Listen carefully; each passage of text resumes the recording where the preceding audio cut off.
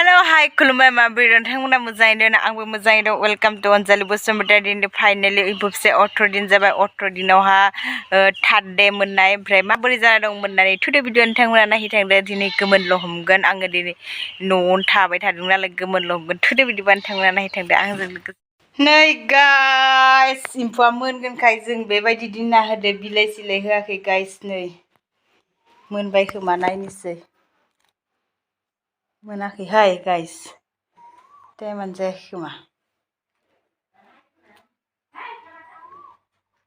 नैलाय guys मोनबाय finally नै guys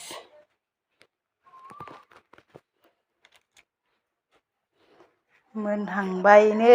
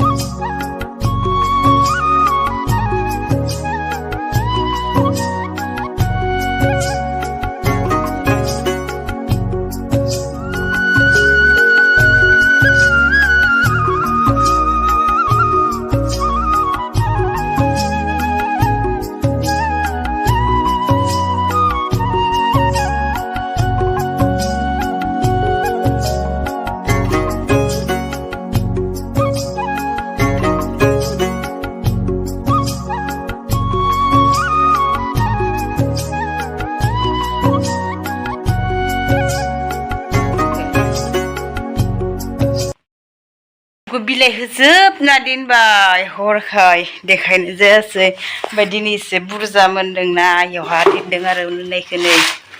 नै गाइस बेयाव दोनदों नैबेयाव मासे थुबथोंसै बोखाना होबाय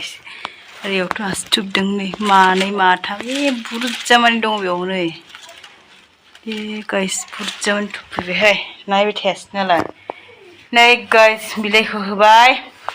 दे बिदिब्ला दिनैनि भिडिअआ बेखिनियानो मोजां मोनदोंब्ला साबस्क्राइब हो लोगोफोरनोबो शेयार खालामना हो